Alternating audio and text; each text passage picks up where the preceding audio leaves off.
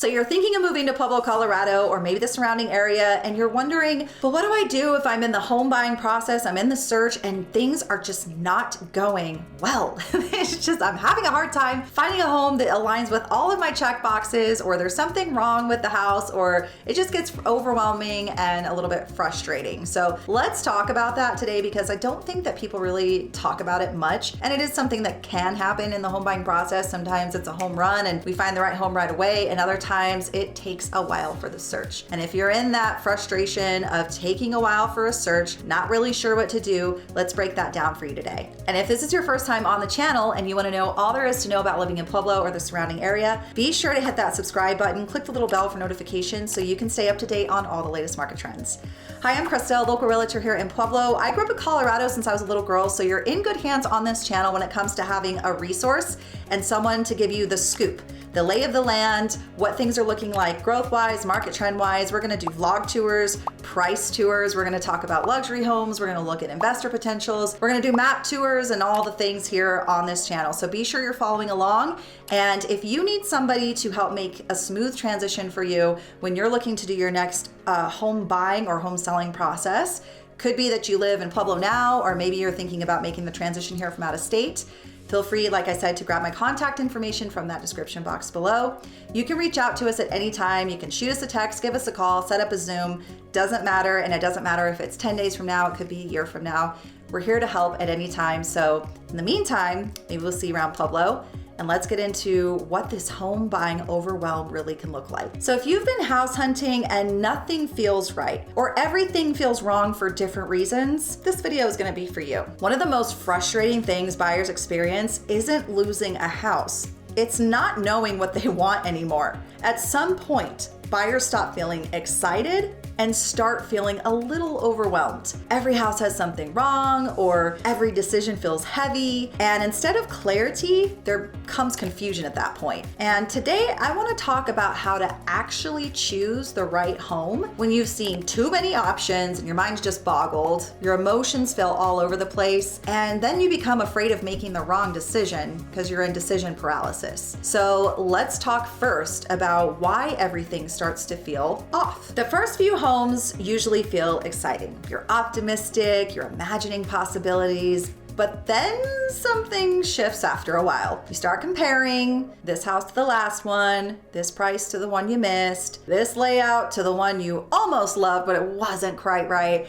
And then your brain becomes just overloaded. And when that happens, nothing feels right anymore. And it's not because necessarily it's not right. It's almost like an illusion. It's just because you're no longer grounded. And this is where most buyers think that something is wrong with them, but I can assure you it isn't. So let's talk about the difference between discomfort and misalignment. This is one of the most important distinctions buyers usually miss. Discomfort sounds like, this feels unfamiliar, I'm nervous because it's a big step, or I'm scared, but I'm also excited. Misalignment sounds like, I keep trying to talk myself into this. I feel heavy instead of calm, or I need everyone else's opinion. The problem is buyers confuse the two. Growth is uncomfortable, misalignment is actually draining. And learning to tell the difference takes time and honesty with yourself. So let's talk about when logic overrides intuition. At some point, buyers kind of stop asking, do I like this? And they start asking, does this make sense? So logic does matter,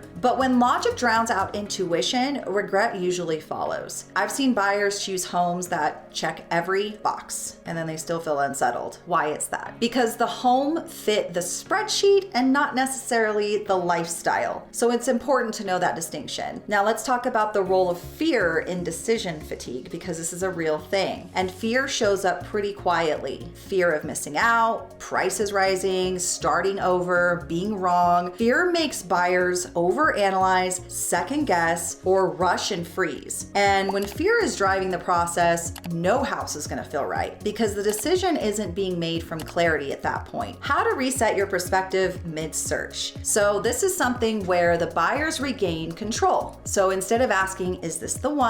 Start asking, does this support my life? It's a much different question. Can I grow here? Do I feel calmer imagining myself here? Sometimes the answer isn't a yes or a no, it's not yet. And that's allowed too. So pausing doesn't mean failing. It actually means recalibrating and becoming much more grounded in your decision. So let's talk about why the right home often feels quiet, not electric. And this surprises people because the right home often doesn't feel dramatic. It doesn't feel like fireworks. It feels steady, calm, grounded, safe. Excitement fades, but stability lasts. And buyers who understand this tend to make the decisions they don't regret. So if you're feeling stuck in the home search process, it doesn't mean you're doing it wrong. It usually means you need space, some extra clarity, and permission to just slow down. So if you want guidance that helps you reconnect with what actually matters, not just what looks good on paper, that's exactly how I work with my clients. So if this video has helped you feel less alone in the process, make sure that you grab my contact information,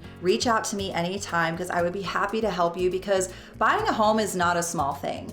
And it really is a process that can become emotionally overwhelming. There's a lot of choices to make. There's a lot of steps to follow. If you were recently following along on our channel, we did post the home buying process. So you can actually see what does it look like if I'm a first-time home buyer, or maybe you just haven't done it in a while and you're like, how does this thing go again? I forget. Do I need an agent first? Do I need to get pre-qualified first?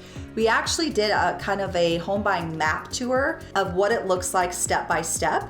So you know exactly how the process works and it just is least overwhelming as possible, because once you start getting into the search and you start getting multiple homes and then you're viewing multiple homes and you're trying to check all the boxes and remember all the different things, and sometimes it takes seeing one home more than once and another home maybe 4 times to just really get the feel for, does this make sense? And I think that's the most important. Asking yourself, does it make sense for my lifestyle? It's not about, is it the prettiest? You gotta really check all the boxes in terms of how am I gonna live my life daily in this home versus the other home. So these are all things that you wanna think about. People don't really talk about this much. It's more so the logistical, rigid, step buying, like we just did, the process of buying and the steps to buying a home. Yes, those things are important. You need to know exactly how to go about that. But what's even more important are the decisions that come with buying the home when you're looking at them and trying to decide, how do I make a decision? Because sometimes, you get into certain homes and you're like, oh, well, this one, I love this one just as much as this one. And they're kind of the same price point, but there's a little bit of difference. So really asking yourself that one question of how does this fit my lifestyle is probably going to help you the most. So hopefully this has been helpful for you. And in the meantime, between this time and next time we see you, maybe we'll actually physically see you around Pueblo.